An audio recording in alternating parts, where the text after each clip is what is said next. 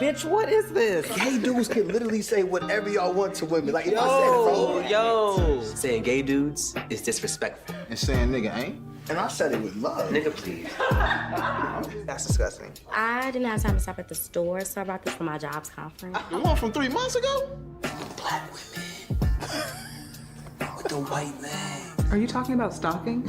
How many of those brownies have you had? Just baby.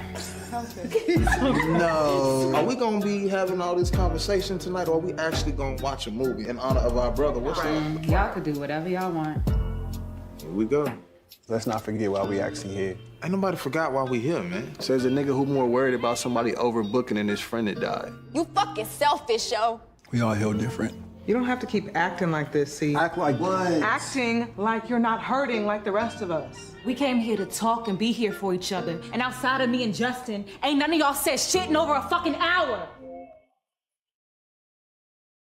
Hey y'all, it's me, your fave, Jazzonfire. And if you are seeing my face on your screen, you already know what time it is. It is 4th Sunday, which means another month, another week, another day of In Creative Color.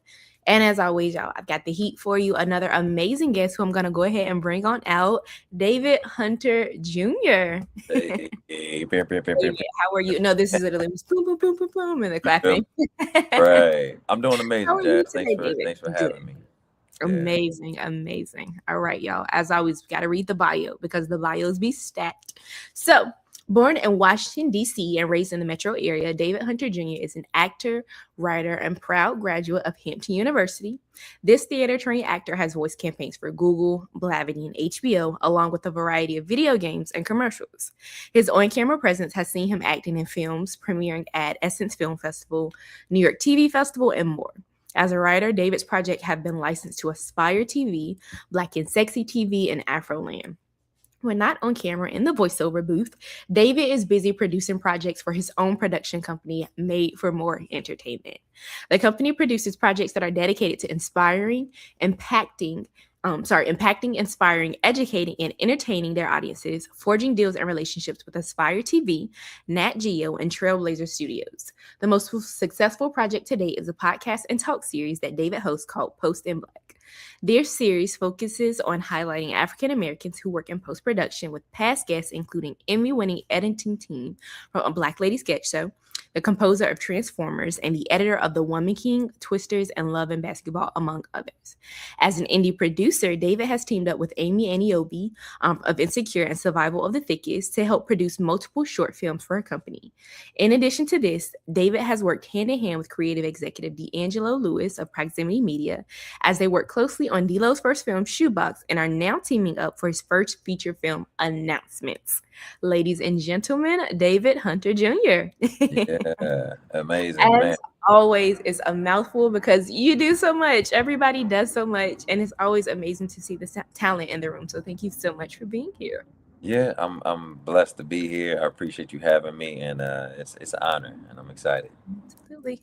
So let's hop right on in. Before we get into the tea, because you know we're going to get into the tea, I like to say that protecting the brand is protecting yourself. And that includes taking care of yourself. So how exactly do you feel like you are putting David first in this season of your life? Ooh, that is so. That's how we Before I started. bother you about work, how are you resting? Yep. Man, you know, it's crazy you asked that. I'm doing a better job now. I'm more conscious of it, but I haven't always been, and I think that might, hopefully, that helps somebody because I think as an actor, as producer, all of those things, sometimes it's really hard to actually focus when you're trying to do so much and you don't feel like you've made it to a certain place, wherever that place is in life yet. So what I'm doing better now is not putting so much on my schedule, just because it's empty. And if that makes sense, it's like I don't want to just fill up the calendar. It's like, oh, I got an empty Saturday, I need to go do this, or I should go to, or let's call this friend, or let me run out. It's like actively resting, really staying off my phone. You know, me and my boy, we used to call it retail mentality. And it's like I'm before 9, I'm closed, and after 9, I'm closed. So that means I'm like not doing any texting outside of friends, or like certain friends or family, and really just being proactive to like shut my mind down as much as possible, starting with devotions and my faith and talking to God first before I talk to anybody else, and also doing some devotions at night because after we've been out through the whole day, you know what I mean? It's like a shower physically. You take a shower and you cleanse off everything, but sometimes we don't cleanse off all the mental stuff that we've had to encounter. And so I'm trying to like cleanse that as well because I want to go to sleep more peacefully. If that makes sense. That's so good. Oh my goodness, that's so good. Because we love booked and busy. Come on. But we also want to be moderately scheduled and in demand. Yeah. But we're Yeah. Amen. All right. Yeah. Amen. I love that. And I think it's so easy as creatives to turn off or to turn off. I feel like one thing I'm learning in like my trade, my day job, is that like I have to set boundaries with the clients. And so I feel like it's the same thing as a creative, or like when you are your brand or you are the entrepreneur. It's like we gotta rest. If you are on go 24/7, at some point you're gonna run out. Yeah. Shout out to my mom. She used to say, if you don't rest the body will rest you. It's gonna find a way to take a break. It's going Your body's gonna give it to you. yeah. I've got to know before we also get into the tea. What would you say your favorite, or at least your unpopular creative hot take? Unpopular creative hot take. Yeah. What is one that might get the girls ready to tussle? Yeah, I think there's a real conversation right now where everybody's like an entrepreneur and everybody's this and everybody's a everything, and we are not everything. Like I think we do a lot of things well, but when somebody asks you who you are first, that's what you should know. So it's like somebody asked me, like, I'm an actor that can produce, that can write, but I'm an actor. I'm not da da da da da da da da. You know what I mean? So I don't want to, I think that might be a hot take because I think there's, Issa shut it down with Awkward Black Girl, and then it's like everybody's doing it. And now obviously I'm creating too, but like everybody's doing it. But I think We on Sunday as church. It's like we need a pastor, but we need elders, we need deacons, we need people for the church. So it's like everybody can't be a pastor. You feel me? Yeah. So it's like everybody can't be like, how can we work together as a team versus everybody individually having, we got 10,000 production companies and everybody, I just, I can go down that road, but that's kind of what I feel like. I think everybody doesn't need to be everything. That is good. I feel like I was just having a conversation with another creative. We were talking about the phrase "jack of all trade, master of none," and I feel like I'm definitely one of those people where I'm like, I do this, this, this, and this, but like literally just had the conversation where it's like, maybe someone would take that as like you are in a little bit of everything, or it's like you said, we could share the love. You might Yeah. might be a producer, actor, da da da, but it's like, why don't you just put on this hat and this hat? Yeah. So it's like if you're going to produce, like just like I mentioned in the bio, like if it's Amy and it's D'Angelo, then I'm producing outside of my own stuff. But outside of that, I don't have the bandwidth nor the time to walk around producing everybody else's projects. And that's just where you have to know. For sure. That's like perfect segue. Because as a multi-hyphenate, you do a little bit of everything. You're an actor, Yeah. you're a writer, you're a producer, overall creative. And I know you mentioned like when you say you're picking one, you're picking actor. So would you say that is like your favorite hat to wear? Or at least your favorite hat to wear right now? As an actor, yeah, I love it. There's nothing like it. It is not the easiest industry to be in. There's a lot of now where I'm at in my career as I'm still getting started. It is a challenge in certain ways, but I love it. There's nothing like storytelling. There's nothing like, and the opportunities that I'm getting, the type of stories that I'm getting, I feel also blessed too because there might be somebody that's acting in more stuff right now at the moment, but the quality of the things that I feel like I'm getting right now, I wouldn't trade that in just to be on a set. You know what I mean? Not to say I don't want to do anything, but I'd rather do and go out for the projects that I'm going out for than to just be in anything. So that's how I feel. I love acting. It's nothing like it. It's a beautiful art. It's a beautiful way of connecting and to have the privilege to use the skills that God gave me. I love it. I would do it every day. For sure. Oh my goodness. Yeah. That brings a question to my mind when you say like quality over quantity. I guess what advice would you give to someone who may be like new to the industry navigating? Who's like, I just need a break. I want to take this project, this project, and this project. But you mentioned like quality over quantity. How do you decide like what exactly you take? And when did you get to a space where you were like, yeah, no, I don't think this one is for me, but this one will come along and this was better quality? That's a good question. I mean, I've said this before, but I've always known who I am, but I haven't always walked in it. And so it's like maybe you're uncomfortable or you're insecure, or you're a little bit like, I don't know what people are going to say, what they think of me if I don't do this. I don't. I just want to go with the crowd. But I've always known who I am. I know I'm confident. I am a leader. I do connect people. And so if you know who you are as a person individually, then almost look backwards, like what type of legacy do you want to leave? What type of projects do you want to work on? And I would say use that to really identify how you move in this industry. Sidney Poitier said it to Denzel. It's like you only get one opportunity for a first impression. If they see you for free all week, then they won't pay to see you on the weekends. And obviously, movies come out at different times now that he was telling Denzel versus just the Friday blockbuster. But I would encourage them to really like stay true to who they are and just really identify what they want to leave behind. Some people just want to be in everything, and that's fine. That's their career.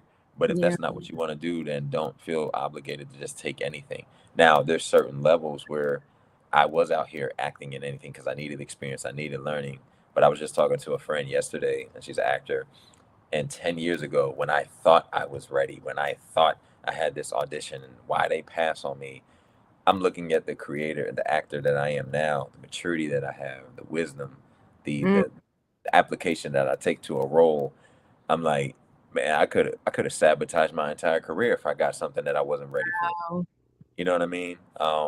It's not to even say that I have made it, but 10 years ago I didn't have all the reps. Like I have voiceover rep, I have a TV and film agent in LA, a TV film agent in Atlanta. I have a manager, I got a commercial. I have all these things. If all of them send me auditions at one time, which sometimes they do, I could have 8 auditions in a span of 24 hours. Wow. It's a job to audition and to audition well, because you could do them and turn them in, and then they like, you're not even doing good work. Get out of here. They don't have time to figure out if you paying your bills with your job or anything else, or if you something else happened. They just like, hey, I need you to deliver. And so understanding the growth that is needed as a performer, getting sleep so that I'm able to be looking good on camera. You talked about it before. How do I prioritize me? Making sure that I'm rested. It's just all those things that come into factor. So I guess just looking at the long term, I would tell them, I'm like, where do you want to be long term? And just try to set yourself up daily for how you can get there. You might not be acting today, but you can read a book. You can listen to a podcast. You can do your homework about the industry, because this is a business more than anything. And I don't think people truly comprehend that. I know I didn't when I first got into the industry in LA. Oh my goodness. All good stuff. Definitely. It's like noted. Make sure y'all taking these notes. And also, if you're watching, I know somebody already has, but if you got comments, questions for Dave and I, drop them in the chat and we'll be able to see those. Or if, grandma and cousin and them just watching, want to shout out, definitely get it. So drop those comments, y'all, as you're watching. I know you talked a little bit about, well, we've already talked a little bit about everybody doing everything and everybody not needing to do everything. But in a lot of your indie projects, we're able to see you as, writer, but then we also see David make a cameo, or David's like main character. So I want to know for you personally, what is it like to wear multiple hats at a time during a project? So you're the writer, but then you're also like main character, or like you're the writer and you're also, producer. Like, what does that look like? And how do you do it? It's like a duck sitting in the water and his feet going crazy underneath. And you don't even know what's happening. That's what it's like. It is fun because it's like, man, I feel like God gave me these ideas and these skill sets to be able to utilize to do. But it is also challenging. It is a lot. And I think it provides more context to give an understanding to what other people are doing in the industry. So when I see it done from somebody else, I can understand and show them grace. Or also, man, they're probably handling a lot. Like being a producer showed me that as an actor, because I didn't get the role, it's sometimes not even all about me. Maybe it's timing, maybe it's monetary, maybe something else happened. So stop letting me as an actor take things personal. I understand things take time. And then also just, I think that's the real big thing in terms of wearing all the hats. Time. Give yourself time. So I few years ago, many years ago, I wrote a project and we got a second season and we got money to do it. And so I was like, oh, I gotta rush. I gotta get the second season out. Who told me that? Nobody told me I had to rush and get it out there. I did that, and I put a lot of stress and pressure on my team, and that was unnecessary. And so the project that we have right now, Honesty, we shot that 4 years ago, and we just now put it out because I think I understood, like, not rushing, not feeling the need to just throw something out there just because you got it. So I think that's what wearing the many hats has taught me. It's just also learn how to give myself grace, because I'm my hardest critic, and just beat myself up constantly about this being here or this being there. So yeah, it is challenging. Oh my goodness, aren't we all? That's so good though. And I think that's the thing too, that like many creatives, we don't even realize like our inner voice and like the way we are so hard on ourselves in the sense where it's like nobody, like everybody else thinks we're doing great. And we will literally look at ourselves and be like, nah, that's not enough. And I feel like there's got to be some kind of study done there between like creativity and just like the self-critiquing for sure. Yeah. So, I mean, you could ask somebody, ask you to write down like 20 things that you're good at. You might be able to get the 20. If you can, you might be healthy, or you might be, like, all right, you're not really in touch with reality. Yeah. You just kind of crazy. But most of us can write down 50 things that we're not good at or we want to improve on, because we're so negative about ourselves. And I don't think that's really healthy. I don't think that's the way we were wired to be created. I think we've learned that. My goodness. If only we put as much energy and effort into building ourselves up as we do with tearing ourselves down. Telling ourselves we need to do this, or this. Oof. Right. and not false like build up, but just like, yo, I'm good, I'm capable, I'm this, but like not the negative stuff that we do. That's it. Like literally just the proof, the evidence we'll have right in front of Right. us. Like, I produced Right. this, I created this, I birthed this, but Right. it's nine Right. stuff. It's like, wow, wow. If What only are we that doing? stuff, the tongue as easy as, this isn't good If enough. only. I need to move faster. Ooh. If only. Yeah. Okay, so you mentioned honesty, so we got to get into it. And then if y'all were here with the commercials coming in, the trailer actually played. So if you missed it, stay tuned at the end. We'll play it again. But honesty and the tea is hot. It's been 3 episodes on YouTube, so make sure y'all go check that out. But tell us a little bit about this project, what inspired it, and why now? Yeah, no, honesty just is a play on words. Obviously you got honest and you spilling the tea, what's going on with it. But I wrote it about 5 years ago, 2021, right after the pandemic, and it's about 6 friends that meet once a month for a year after the death of one of their close friends. And it actually starts backwards. It goes from a year to 8 months to 4 months to about 2 weeks afterwards. And it was just a unique way to tell a story about healing, about grief, about friendship, and also just like in a way where I like seeing people that look like me who are younger and just having real talk, real conversations. There was a song by an artist, his name is Chris Scholar. It's called Honesty. And I heard that, and that's what kind of like sprung it. And I was like, yo, I gotta write. And so I wrote that. And then another artist named Sianka, and she's from North Carolina, and she has a song called, you know what I mean? You feel me? She got a song called New Phone Who This, and I heard that song, and I was like, yo, I need that. And so I was just writing every day to those, and I think I have dealt with, no, I think I've dealt with a lot of loss. I've had a lot of grief in my life and didn't really know that it had done something to me because I think we're so used to like being strong and being tough, or just being resilient that we keep moving. And I was like, man, I actually have some trauma, or I actually have some healing that I wasn't aware that I needed. And I was like, if I'm feeling this, and everybody thinks like, oh, Dave is strong. I wonder how many other people are dealing with this. And so I wrote it and like pitched it, and people were like, yo, this is fire. So we fortunately, it was right after the pandemic. It was still a pandemic going on. So we filmed the first 2 episodes because the way I pitched it was Bel Air had just dropped a trailer. Morgan Cooper had dropped the trailer to Bel Air, what would Fresh Prince look like in a new done era. And he shot that trailer for about $24,000. And then he got a series, and Peacock picked it up. And so I pitched it to a colleague, and I was like, hey, if you're going to invest, they shot this for this amount of money. I think we can do this and get a similar return. And so they like that, and you can kind of put it together. But instead of shooting everything at one, I said, just hear me out. Let's shoot the first half. So let's shoot the first 2 episodes, and then you see what we think. And we shot the first 2. We sent them to 8 different festivals. We got into 6 festivals out of the 8, and the crowd reaction and the festival reaction was really good. And so the investors came back and they were like, hey, it looks like there was some traction here. Let's film the other ones. We don't have to put anything out yet. Let's just film the other one. So we did that, put it together, and really proud of it. I was able to cast people that I know, but also actors that I felt like were really talented that hadn't, they've been doing some things but hadn't like sparked. And then we got a couple actors who were already doing some work, and they came on board, and everybody had a great time. And why I put it out now, I just feel like it was time. Like I was sitting on it, and I said, okay, it's no better time like now. You can always keep. That's another lesson to a creator. You can always wait till the perfect time. They say that for relationships. They say that for kids and all that. It's never a perfect time. Yeah. So there is doing something in decency and in order. We do have a strategy, but there's never a perfect time. So put it out when you've done as much as you can and see where it goes. And that's what we're doing. And so the first 3 episodes are out now, and I feel really great about them.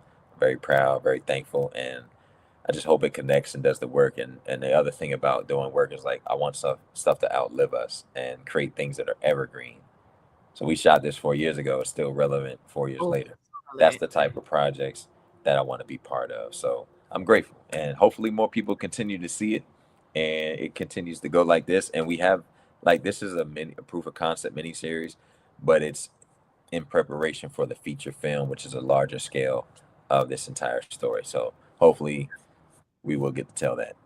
Yes. So listen, y'all have got to tune in. Everything David said is like understatement. Watch the first 3 episodes and it's like, wow, I feel like I'm in the room. I feel like I'm in the room with friends. I'm in the conversation. Obviously, they can't hear me, but I'm chatting with them. I'm like, oh, that's tea for sure. So if you haven't watched YouTube Honest Tea series, it's like scrolling at the bottom, Honest letter T, good stuff. And I know you talked a little bit about like the creative vision and how you wrote it. And so you mentioned that it starts like a year post loss, and then it kind of works his way back in, which somebody would think about it and be like, oh, we're gonna see it as they start and as they grow, which I thought was so creative and original. What was the thought process behind that? Yeah, it was just like I don't want to do something on the nose. Everybody talks about grief, everybody talks about loss, and you kind of see it a certain way done all the time. And I was like, what would happen if it started a year from it or backwards? And I was like, oh, I think this is pretty cool. And I talked to a couple guests or a couple of friends of mine, and one of my colleagues, her name is Portia Evans. She's a tremendous writer, one of my colleagues, and she just checks, check and balances all of my things. And she said, I think that's great, and I've never seen anything like that in a way. I think there was some inspiration from a TV show that I was watching at the time called A Million Little Things, and that was something that was on ABC that was really like, it just touched me.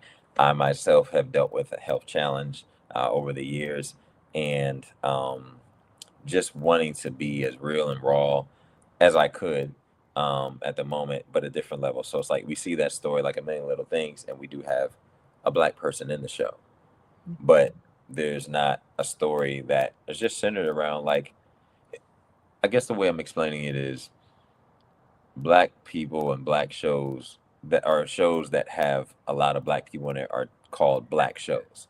Yeah. When really there are some elements of the culture that are just unique to us.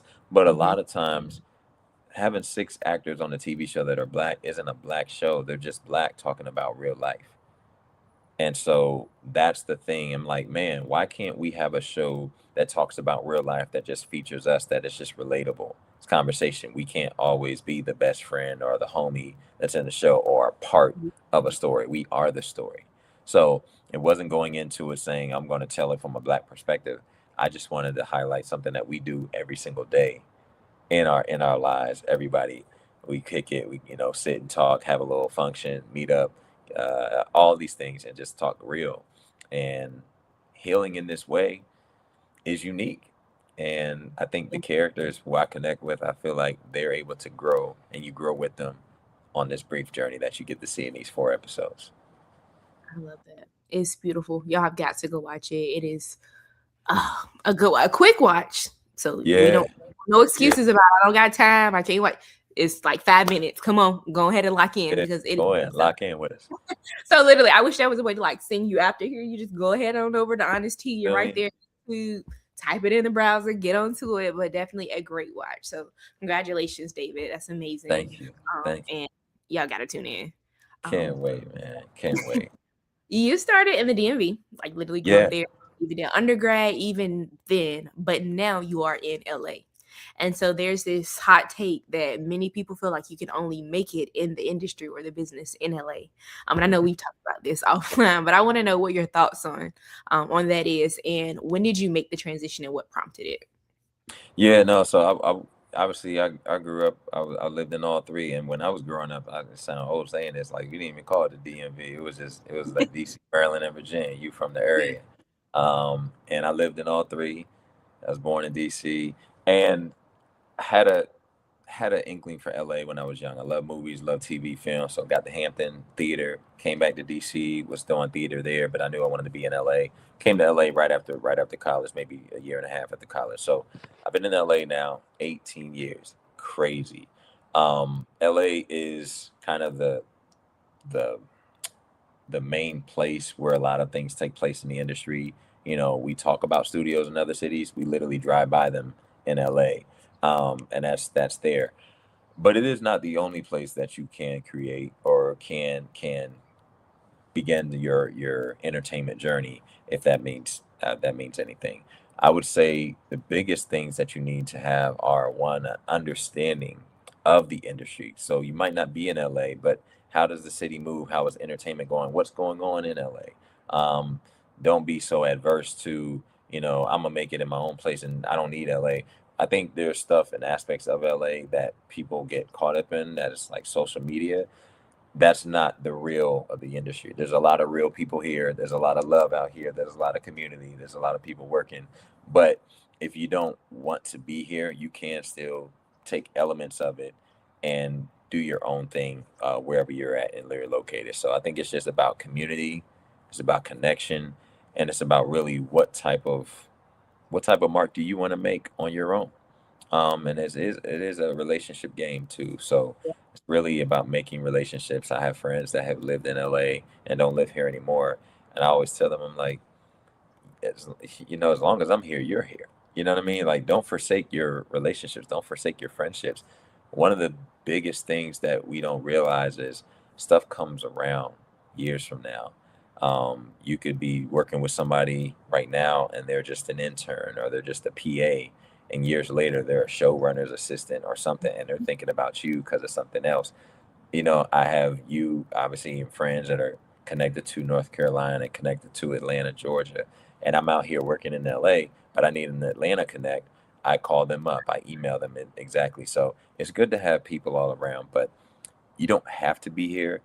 But if I do recommend maybe coming out and trying and visiting for something, maybe there's a program. If you can't get to LA because financially it's not a place that you can even show up for, maybe there's an online program or a Zoom that you can be part of and just learn and build up your connects that way too. There's multiple ways to stay connected, even though we're not in the same city. I think COVID really enhanced that. And last thing I'll say is make your own decisions. Like, hear what everybody says, get advice, but make your own decisions based on your own interactions, your own perspective, and trust your gut. So many times you may not do something or do something because of another person's perspective. You just don't know. You have to, you know your best. My mom said something years ago, and she told me and my brother something because we're both out here. And then we hung up the phone. And my brother's like, "Yeah, we're gonna do this anyway." And I was like, but mom just said this. He's like, "She don't live here." And it wasn't a disrespect to mom, but it's like she's giving us perspective based on the knowledge she has in the city that she lives in. But we live here. We know. So trust your gut, trust your perspective. But you can do it anywhere. You can. That's good. That reminds me of like a tidbit the last guest dropped from last month. But it was like, you're not Joe. Like, Joe Schmo may be doing this and this, but you are not Joe. You are who you are. So it's like you have to see what things look like in your space, in your life, what that looks like for you and your race. So 1,000%. Yeah. The old adage is run your race. Oh yeah, absolutely. Yeah. Absolutely.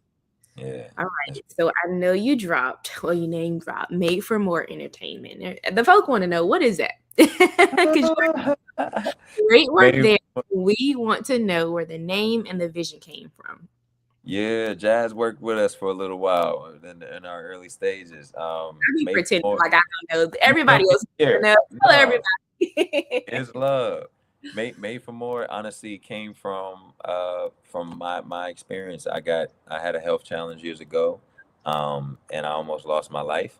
And so when God healed my body, I told him, I said, if you heal my body, I'll tell everybody you did it. And he did, and he continues to do things for me. I said I was made for more than just acting. Like, I am an actor, but I'm made for more.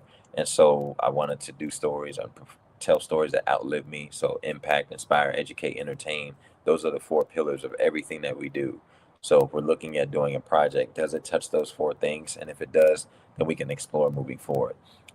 We've been able to create content, but we've also been able to create connections and help people along the way that's bigger than the content we create. But again, with some of the projects that we tell, most of the projects that we tell, they're still living, they're still connecting. And the people that we worked with along that path, along that time, it really changed our lives, and they feel glad to work with us. And so my prayer and belief and hope is that we continue to get the financing, because you see, I'm talking to you, talking to God, like, you see what we do with good stock.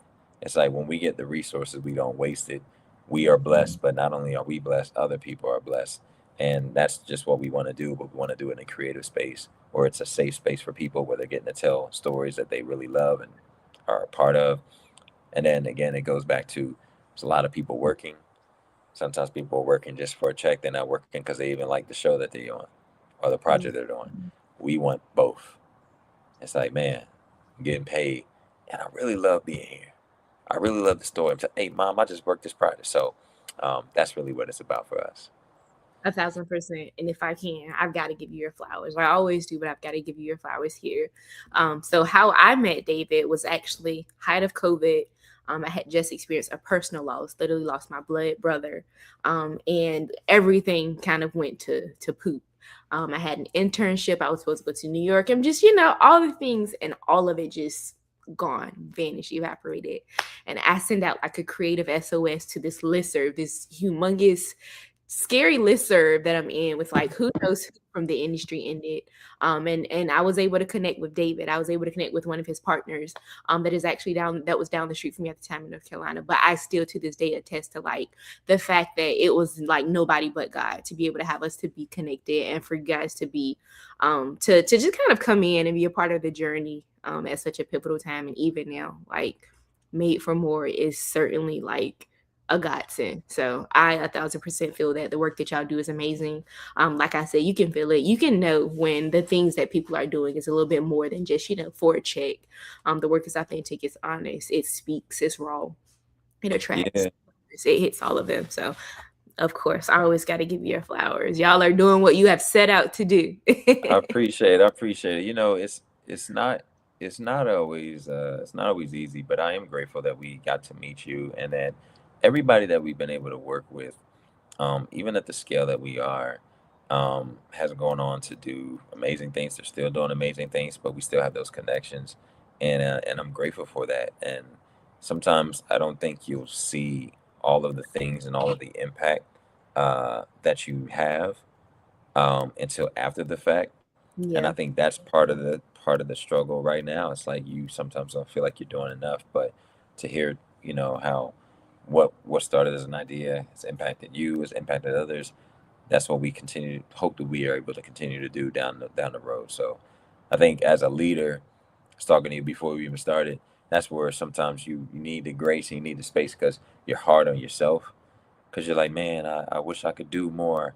But I always say, it's called Made for More. It ain't called Made for Dave. So this ain't me. This is God. It also ain't called Made for Too Much. You know what I mean? It's called Made for More. But I love that. So we Made for just enough. Yeah, just enough. You feel me? So that's where we at. I love that. And along those lines, I want to talk about the power of partnership. And so Made for More has a COO and a CFO, one of which you've mentioned is your brother. Hunter. And then you've also got Tatiana Johnson. And it reminds me of the social media post when I saw like the Oscars, social media post rollout commentary. And there was a picture of Ryan Coogler and Michael B. Jordan. And somebody was like, all right, y'all, it's time to lock in with your creative bestie and build something. And so I think about you, Daniel, and Tati. And I mean, you could have birthed Made for More all alone and figured it out from there. And like you said, it could have been Dave's Made for More, Made for Dave, but it wasn't. And I want to know how it became kind of this brainchild of three. How did these relationships, obviously your brother's your brother, and Tati, you can tell the story of how you guys met, but like, how did they transition from just like, relationships to creative partnerships? Yeah, that's real. I mean, I emailed a lot of people this idea of Made for More years ago, probably like 2014. And I emailed like 40, 50 people. And I was like, hey, I got this idea, boom, boom, boom. A lot of people were like, oh, that's cool. Some people didn't respond, everything. And even my brother, he was like, okay, well, talk to me more about it. But what are you trying to do? And I let him know. And then obviously I talked to Tatiana. And Tatiana and I met at Hampton University. And we met my senior year and just had like one or two interactions. But she and I kept in touch. And she responded back. And so all three of us just hopped on a Zoom or kind of a conversation, like a call, and it sparked. And she was like, hey, I really like this. What do you want to do? And my brother had already started Posting Black, but it was like a blog. And I said, well, we can bring back Posting Black, but let's bring it back as a podcast, an interview series. We go on camera. And he was like, well, I'm not gonna be on camera. I was like, I'll do the interviews. And so long story short, that's how the three-headed monster came to be. And what I did say to them too, I was like, look, I know I'm fully in the industry. Like Tati was in the industry, but then she had a full-time job because she had just moved back to North Carolina. And my brother wasn't even in California at the time. And he had transitioned from working in the industry to working in tech. So like I'm the full-time entertainment person and I'm bringing these ideas. But I said, hey, if it's all three of us have to agree or we don't do it. And that's how we have to move forward with everything. So anything that we've done has been a three-headed monster spearhead. It hasn't been like 2 versus 1. It has not been like, oh, my brother and I versus Tati, or the two Hamptons versus my brother. So we've worked in that regard, and that's how it came to be. And I think at the core of everything, I started with, prayer. I was like, hey, God is really leading us this way. We may not make every decision right, but we're going to do our best. And then my goal, my dad said this about dating, but my goal even for entertainment is like everybody we meet may not be our long-term partner, but they will be better off for knowing us. And I think that's what life should be. But we may not creatively, we may not be aligned or anything, but it doesn't mean that we have to be at odds or anything like that. It's just not aligned. And then, yeah, we've worked together and it's going well. I think we are all hard on ourselves, and because it's just us, and then because we need more funds to do what we really like to do and impact, we don't have them. Sometimes that gets challenging, but when I stop and pause, it's like you have to gather the cavalry. It's like, hey man, hey, pause, look what we've done, look where we are, look what started from an idea, from a seed, look what we've created, we've been blessed, we're going to keep going. And that's been really fun, and it's fun working with your friends and your family. So Yeah. that's the biggest thing that I'm grateful for. So I've made for more. If we never made another project, look what we've done. Yeah. Look what we've done. My goodness. And look at what you have done. Post in Black specifically. I know you even mentioned it in your bio as like the most successful project to date, but like the fact that I think sometimes I forget that Post in Black started as a blog and now it's like a podcast that it spent like several seasons with some like killer guests. Y'all made it all the way to Nat Geo. Like we in the lobby at Nat Geo with it. Crazy. Tell us a little bit about the transition, the growth, and what it even looked like to scale up and to continue to. I think about the scripture where it's like, he who is faithful with little will be faithful with much, or it's like, stewarding your talents and all of that. And it's like it was a blog, and now we're seeing where it is, and we're seeing who's invested, whose eyes are on it. We're seeing whose name is now attached to it. Like, let me not testify. Let me let you tell your story, but tell us a little bit about Post in Black because I get so excited. Yeah, no, it's so fire. And like my brother started it just like he was a post-production assistant and really Wow. just wanted to work in post and didn't see anybody that looked like him. So he started just cold emailing a lot of people. And one of the people he emailed was editing Jumping the Broom at the time. Her name was Terrell Shropshire. She's the editor of, Love and Basketball and so many other great films. And she said, pull up the set with me. So he got to go up on the Warner Brothers lot or Sony lot and meet her. And then he interviewed her and then started interviewing so many other people. And he was transcribing the emails just off a recorder and then took that. Now he did all of this. I would go to the interviews with him. And I was just like, but I'm an actor, so I wasn't even thinking of it. He left and went to New York. And because I had just had the health challenge, that's when I think my mind started thinking differently. So he's in New York, and I'm like, yo, that was fire what you were doing. All those people you met, we need to bring that back. He was like, great, we're not going to do it the same way, and I'm not going to do it. So I already said that. But to skip forward, it's like the need for highlighting people in an industry that where they don't get highlighted was strong. And so being able to have conversations at a time and really showcase people. And it wasn't about us. It was about post. It was about post-production. It was about just that field, all different aspects of it. To see where we are now with like Dolby and Avid and getting invited and potentially doing some other things, it is mind-boggling because it's like, wow. And I don't even feel like everybody knows about it. I don't even feel like we've scratched the surface of it. We've just been doing what we can with what we know and what we have. And God has sustained us just a little bit each and every time, just a little bit more. It's like, man, we needed some help to run social. And a social media coordinator who had worked with big time people reached out to us, and she was editing all of Issa stuff and Color Creative stuff at the time. And she was like, hey, I just like your work. And I'm like, that's one of the companies I wrote down that I want to work with. And then she was running our social media. So we got that help.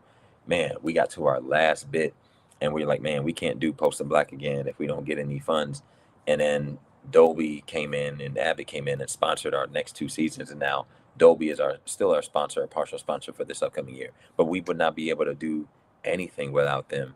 And so to have big companies like that believe in you, it's like you still are like, man, there's so much that needs to be done. How are we going to get it done? But it's like, I don't want to be, I'm over here preaching, but I want to be like the children of Israel. It's like you leave Egypt, you get out, and then you out, and then you're like, but how are we going to survive? How are we going to do this? And that's kind of what I feel like I've done at times. And he's all the time, he's just like, yo, keep your focus on me. Yeah. Lock in with me. I got you. And so I'm like, if we got this far, you're not going to just drop us off. It's going to continue.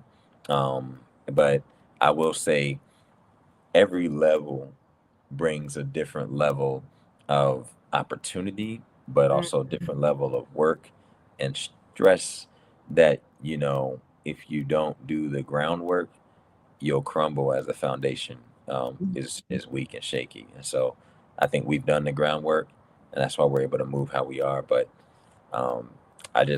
it is like, you have to almost like step back, zoom out and look and say, man, like, look at what we've done. Like, this is crazy, the impact. So I just want to continue to make that. That's what we want to do with our lives and just continue to make the impact and be of service. And I'm so grateful for Post and Black. It's shown me so much, it's granted me so much. And to see my brother's vision go to where it is, I just know that it's going to impact even more people down the road. So I'm so grateful. For sure. Oh my goodness, that is amazing. We did have a question from someone in the comments, so I wanted to ask because this is a very, very good one. But when developing short and long form projects independently, what strategy has helped you most in moving proof of concepts to real distribution opportunities? Yeah, so kind of, I think the biggest thing is having a real plan of action of like, not only I want to shoot this, well, why you want to shoot it? Who's the audience? Who's the intended audience? What do you want to do with it? Where do you think it can go? And you may think you have to have all these big grand ideas or answers. Sometimes it's just being clear. It's like, hey, I want this as a proof of concept for the other work that we do.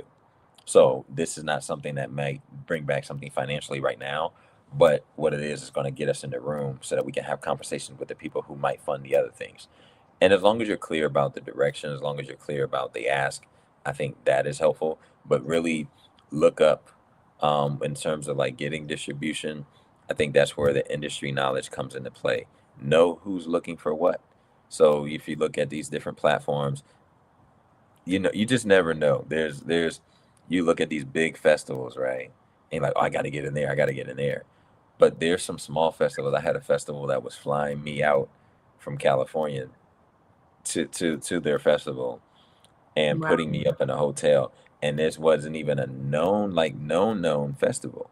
And I said, wow, how many other festivals are like this that actually have some coin? So that's the same for production and distribution. So I just say, have all your stuff together. When we were asked about filming, I had already written all these scripts. I had all the decks already done. I had ideas for who I wanted to cast. I had music in mind. So I already had done my work. So by the time I was asked the questions, I was able to give it to them.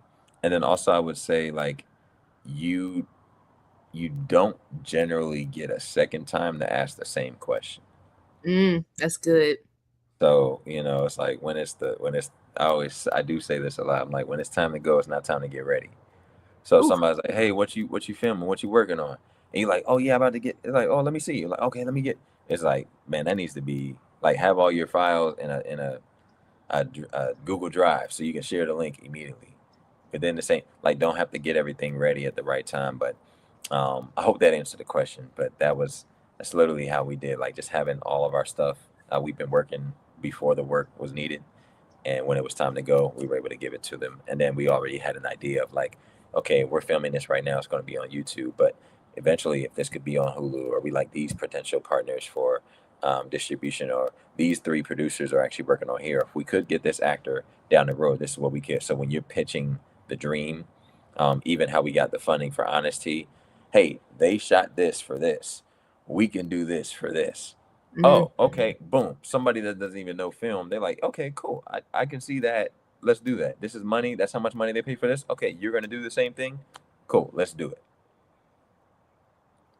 That's good. And Oh, that better. gym, when it's time to go, it's not time to get ready. I don't know. You just ate me up. You might have just rewired something in my brain with that one. Yeah, I've said that for a long time, and it's still sometimes I get off track Mm. because when you're doing and this is another thing, and it doesn't have to be spiritual or anything, but like when you're doing good work, when you're doing work that impacting other people, when you are a man of faith, a woman of faith, like the enemy don't like that.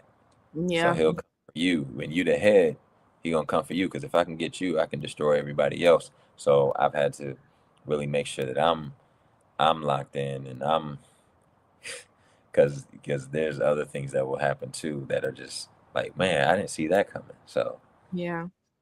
yeah.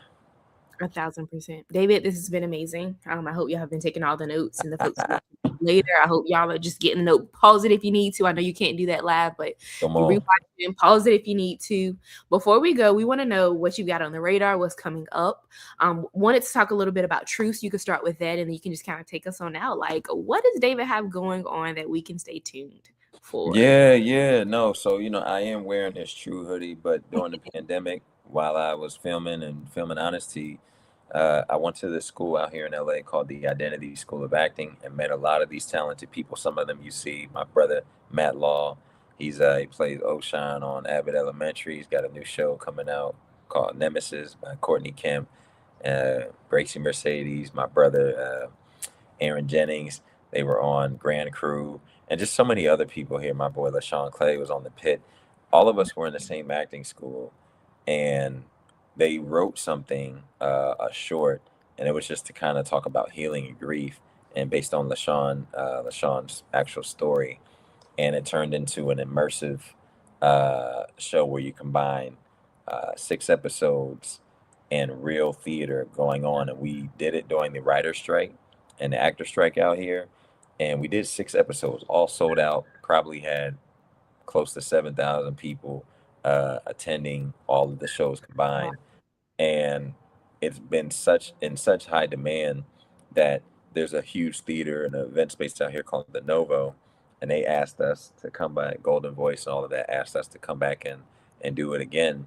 They Wow. wanted to take us on tour, but tours a lot, so we said let's do one more. We're gonna do it May 23rd at the Novo in downtown LA, and I'm so grateful to be part of it. It's nothing like you've ever seen before, and I can't express that enough. It's about healing. It follows a therapist. His name is Daniel, and he is healing people while also finding out he needs healing. So it's crazy. It's kind of in line with what I was doing, honesty, but the true is nothing like what you've ever seen, and I can't wait. So if you're able to get tickets, if you're able to get to LA, everything is sold out so quickly. The tickets, we're in this huge venue now, and the tickets are even going faster. So they're like, "Hey, put the promo out now because people are going." So you just never know, and it's one of those projects where you're like, years later, you're like, "Yo, you were in True," and I'm like, Yeah. "Yeah." So it's really really powerful. I feel so great to be a part of it. And then after we perform, they're gonna release all of the actual video episodes out for the public to see. So Oh, May dope. 14th, May 14th, Nemesis coming out for my boy Matt, but then May 23rd, True will be live in LA at the Novo one last time in LA, and I cannot wait. One last time. What I'm hearing is y'all better get it while it's hot. The ticket link Got is you. at the bottom and it's also in the comments so that y'all can go ahead and click that link. Get to it. David, it was an absolute pleasure. Leave us with a final gem. What's feeding you? What's something that's good to you that maybe you heard, or what's something that like you just want to leave the folks with? And then also tell them how to follow you and where to find you. Yeah, no. Well, I'll start with that. You can follow me at David Hunter Jr. All my social media. That's on Instagram. That's on X, Twitter. I'm on LinkedIn, Facebook. All those things. You can hit me up, and DavidHunterJr.com. Made for More Entertainment is our company where you can follow everything. And then Honesty is on there too. So you'll be able to see the series. The first 3 episodes are out now. The last episode, minisode, drops this coming Wednesday. What I would leave to you is just whatever has happened is not better than what's coming. And so that's what I'll just say. Like, I look at my life, and nothing that has left my life has been better than what's come into my life. So as great as what you thought things were, as bad as what you thought things were, it's like my grandma, you just got to keep living. So you can start again today. You can start again tomorrow. Continue to give yourself grace. Don't stress, man. Stress is one of the hardest things to do. And we say it's easier said than done, but our words are powerful. So if you find yourself stressing, man, do what you can to like decompress, whether that's a podcast or something, or get up and move your body, eat some fruit.